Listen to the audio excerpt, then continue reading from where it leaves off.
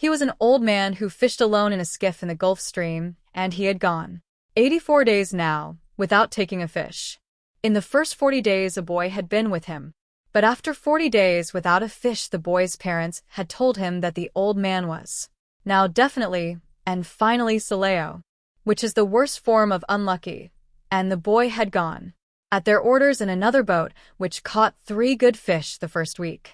It made the boy sad to see the old man come in each day with his skiff empty, and he always went down to help him carry either the coiled lines or the gaff and harpoon and the sail that was furled around the mast. The sail was patched with flour sacks and furled. It looked like the flag of permanent defeat. The old man was thin and gaunt with deep wrinkles in the back of his neck. The brown blotches of the benevolent skin cancer the sun brings from its 9 reflection on the tropic sea were on his cheeks. The blotches ran well down the sides of his face, and his hands had the deep crease scars from handling heavy fish on the cords. But none of these scars were fresh. They were as old as erosions in a fishless desert. Everything about him was old except his eyes, and they were the same color as the sea and were cheerful and undefeated. Santiago, the boy said to him as they climbed the bank from where the skiff was hauled up. I could go with you again. We've made some money. The old man had taught the boy to fish, and the boy loved him. No, the old man said. You're with a lucky boat. Stay with them. But remember how you went 87 days without fish, and then we caught big ones every day for 3 weeks. I remember, the old man said. I know you did not leave me because you doubted. It was Papa made me leave. I am a boy, and I must obey him.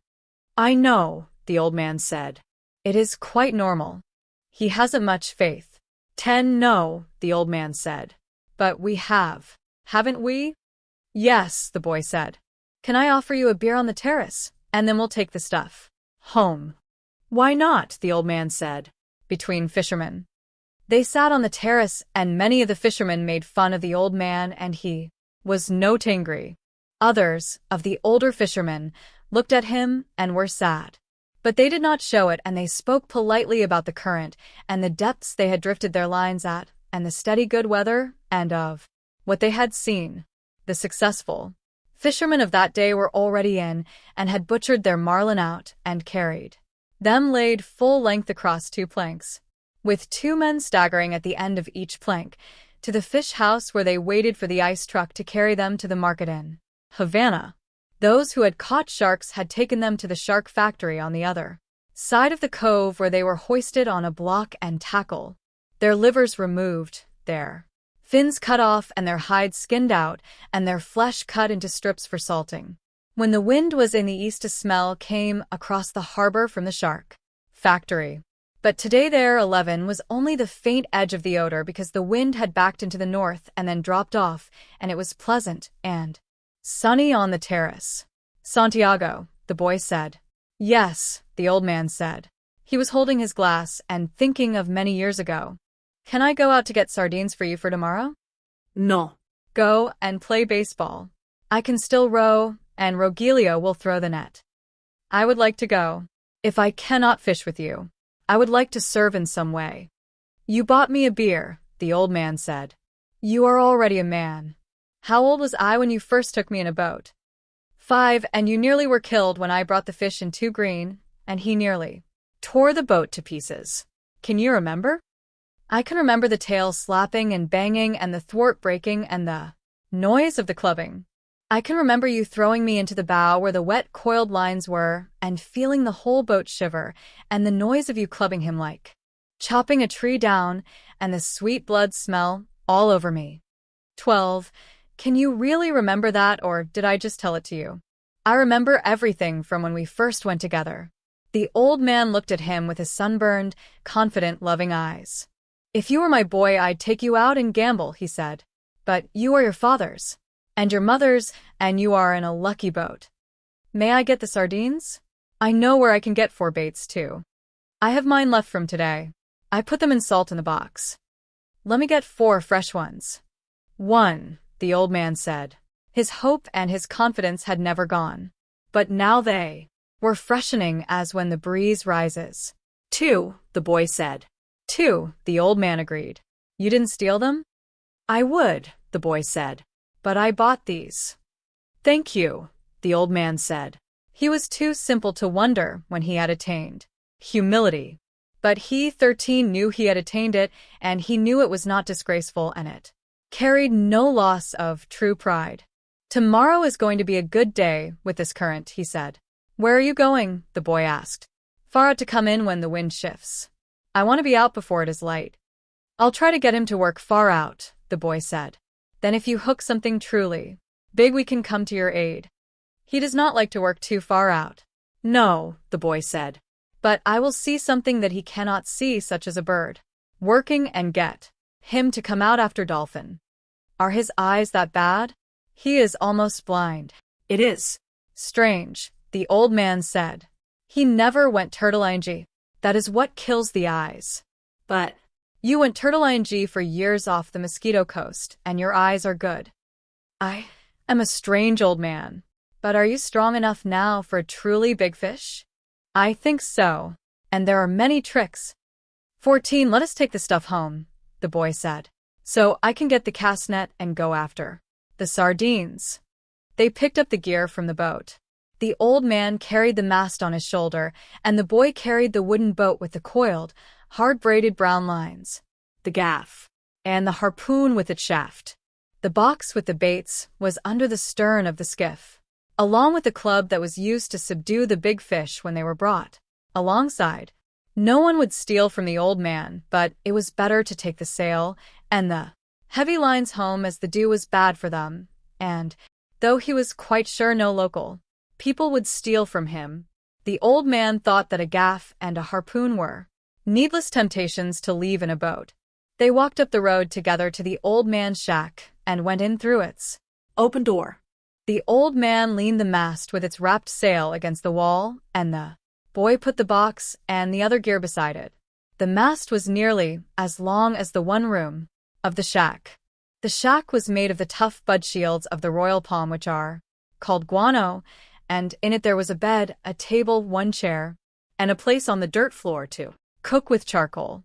On the brown walls of the flattened, overlapping leaves of the sturdy, fibered, 15 guano, there was a picture in color of the Sacred Heart of Jesus and another of the Virgin of Cabra. These were relics of his wife. Once there had been a tinted photograph of his wife on the wall, but he had taken it down because it made him too lonely to see it, and it was on the shelf in the corner under his clean shirt. What do you have to eat? The boy asked. A pot of yellow rice with fish. Do you want some? No. I will eat at home. Do you want me to make the fire? No. I will make it later on. Or I may eat the rice cold. May I take the cast net? Of course. There was no cast net, and the boy remembered when they had sold it. But they went through this fiction every day. There was no pot of yellow rice and fish, and the boy knew this. 2. 85 is a lucky number, the old man said. How would you like to see me? Bring one in that dressed out over 1,000 pounds? I'll get the cast net and go for sardines. Will you sit in the sun in the doorway? 16. Yes.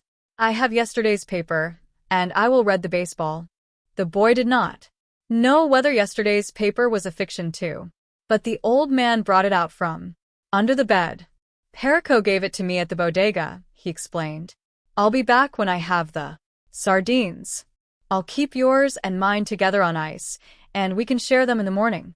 When I come back, you can tell me about the baseball. The Yankees cannot lose. But I fear the Indians of Cleveland. Have faith in the Yankees, my son. Think of the great DiMaggio. I fear both the Tigers of Detroit and the Indians of Cleveland. Be careful, or you will fear even the Reds of Cincinnati and the White Sox of Chicago. You study it and tell me when I come back. Do you think we should buy a terminal of the lottery with an 85? Tomorrow is the 85th day. We can do that, the boy said. But what about the 87 of your great record? 17. It could not happen twice. Do you think you can find an 85? I can order one. One sheet. That's $2.50. Who can we borrow that from? That's easy. I can always borrow $2.50. I think perhaps I can too, but I try not to borrow. First you borrow, then you beg. Keep warm, old man, the boy said. Remember we are in September, the month when the great fish come, the old man said. Anyone can be a fisherman in May. I go now for the sardines, the boy said. When the boy came back, the old man was asleep in the chair, and the sun was down. The boy took the old army blanket off the bed and spread it over the back of the chair and over the old man's shoulders. They were strange shoulders, still powerful, although very old. And the neck was still strong too, and the creases did not show so much when the old man was asleep and his head fallen forward. His shirt had been patched so many times that it was like the sail, and the patches were faded to many different shades by the sun. The 18-old man's head was very old though, and with his eyes closed there was no life in his face. The newspaper lay across his knees, and the weight of his arm held it there in the evening breeze. He was barefooted. The boy left him there, and when he came back the old man was still asleep. Wake up, old man, the boy said, and put his hand on one of the old man's knees. The old man opened his eyes, and for a moment he was coming back from a long way away. Then he smiled. What have you got? He asked. Supper, said the boy. We're going to have supper. I'm not very hungry. Come on and eat. You can't fish and not eat. I have, the old man said, getting up and taking the newspaper and folding it. Then he started to fold the blanket.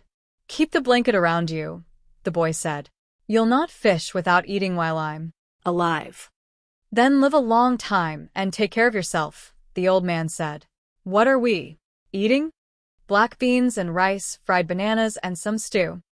19. The boy had brought them in a 2-decker metal container from the terrace. The 2 sets of knives and forks and spoons were in his pocket with a paper napkin wrapped around each set. Who gave this to you? Martin, the owner. I must thank him. I thanked him already, the boy said. You don't need to thank him. I'll give him the belly meat of a big fish, the old man said.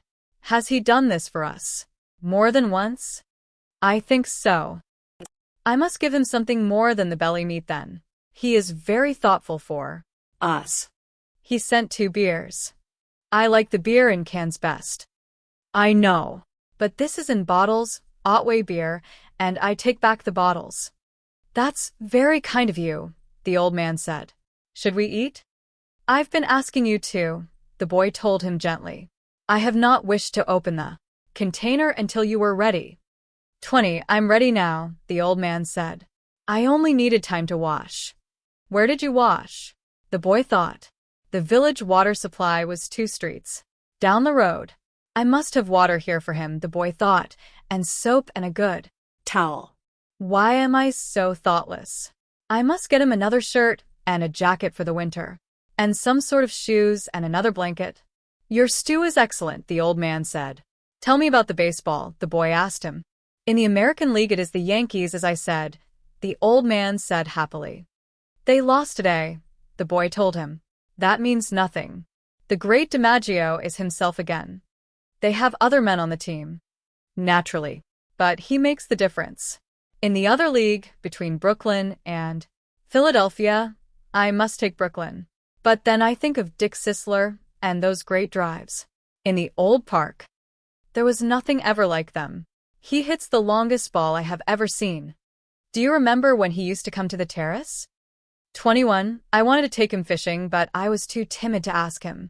Then I asked you to ask him, and you were too timid. I know. It was a great mistake. He might have gone with us. Then we would have that for all of our lives. I would like to take the great DiMaggio fishing, the old man said. They say his father was a fisherman. Maybe he was as poor as we are, and would understand. The great Sisler's father was never poor, and the father was playing in the big leagues when he was my age. When I was your age, I was before the mast on a square-rigged ship that ran to Africa, and I have seen lions on the beaches in the evening. I know. You told me. Should we talk about Africa or about baseball? Baseball, I think, the boy said. Tell me about the great John J. McGraw. He said.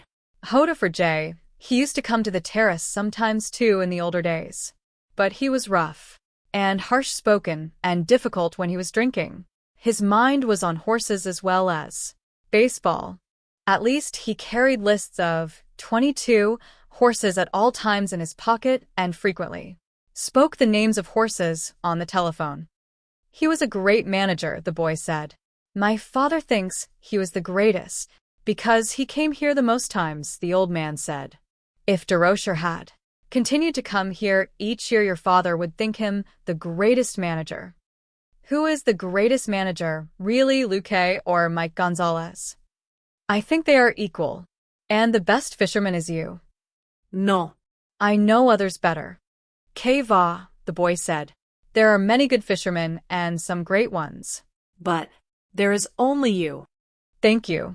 You make me happy. I hope no fish will come along so great that he will prove us wrong. There is no such fish if you are still strong as you say. I may not be as strong as I think, the old man said, but I know many tricks and I have resolution. You ought to go to bed now so that you will be fresh in the morning. I will take the things back to the terrace. 23. Good night then. I will wake you in the morning. You're my alarm clock, the boy said. Age is my alarm clock, the old man said. Why do old men wake so early? Is it to have one longer day? I don't know, the boy said. All I know is that young boys sleep late and hard. I can remember it, the old man said. I'll waken you in time. I do not like for him to waken me. It is as though I were inferior. I know. Sleep well, old man. The boy went out. They had eaten with no light on the table, and the old man took off his trousers and went to bed in the dark. He rolled his trousers up to make a pillow, putting the newspaper inside them. He rolled himself in the blanket and slept on the other old newspapers that covered the springs of the bed. He was asleep in a short time, and he dreamed of Africa when he was a boy and the long golden beaches and the white beaches, so white they hurt your eyes, and the high capes and the great brown mountains. He lived along that coast now every night, and in his dreams he heard the surf roar and saw the native boats, 24, come riding through it. He smelled the tar and oakum of the deck as he slept, and he smelled the smell of Africa that the land breeze brought at morning. Usually when he smelled the land breeze he woke up, but tonight the smell of the land breeze came very early, and he knew it was too early in his dream, and went on dreaming to see the white peaks of the islands rising from the sea, and then he dreamed of the different harbors and roadsteads of the Canary Islands. He no longer dreamed of storms, nor of women, nor of great occurrences, nor of great fish, nor fights, nor contests of strength, nor of his wife. He only dreamed of places, now, and of the lions on the beach. They played like young cats in the dusk, and he loved them as he loved the boy. He never dreamed about the boy. He simply woke, looked out the open door at the moon, and unrolled his trousers and put them on. He urinated outside the shack and then went up the road to wake the boy. He was shivering with the morning cold, but he knew he would shiver himself warm, and that soon he would be rowing. The door of the house where the boy lived was unlocked, and he opened it and walked in quietly with his 25 bare feet. The boy was asleep on a cot in the first room, and the old man could see him clearly with the light that came in from the dying moon. He took hold of one foot gently and held it until the boy woke and turned and looked at him. The old man nodded, and the boy took his trousers from the chair by the bed and, sitting on the bed, pulled them on. The old man went out the door, and the boy came after him. He was sleepy, and the old man put his arm across his shoulders and said, I am sorry. Quavier, the boy said. It is what a man must do. They walked down the road to the old man's shack, and all along the road, in the dark, barefoot men were moving, carrying the masts of their boats. When they reached the old man's shack, the boy took the rolls of line in the basket and the harpoon and gaff, and the old man carried the mast with the furled sail on his shoulder. Do you want coffee? The boy asked. We'll put the gear in the boat and then get some.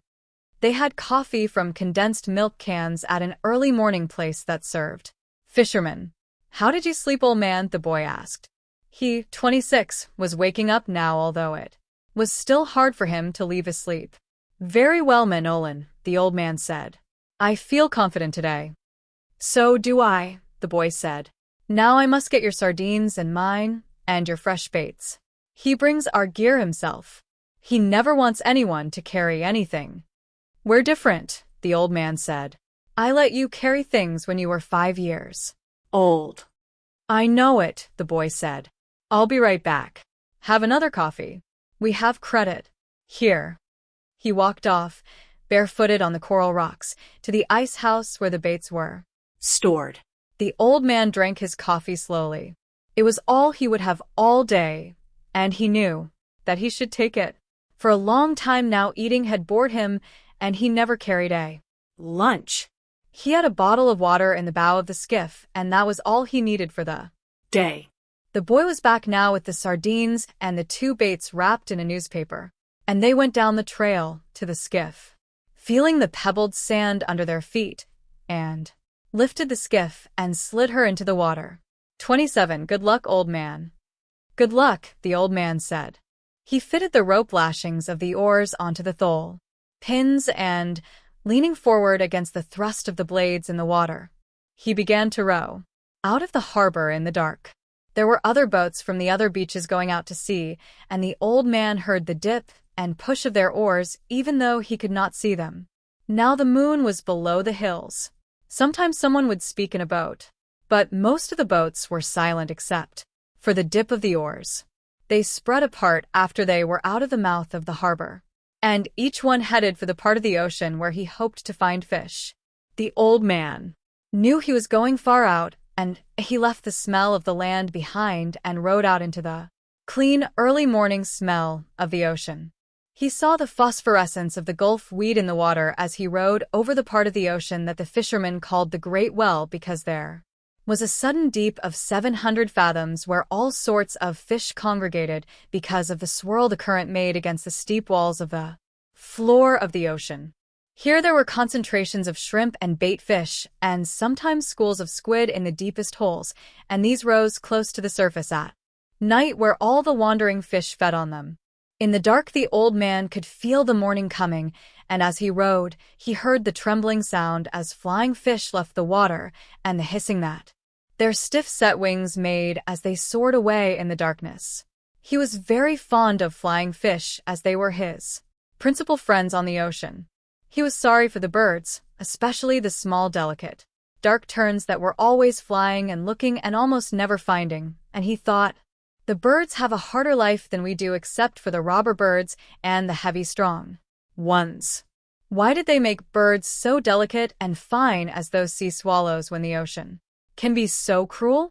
She is kind and very beautiful, but she can be so cruel, and it comes so suddenly, and such birds that fly, dipping and hunting, with their small sad voices are made too delicately for the sea. He always thought of the sea as la mar, which is what people call her in Spanish when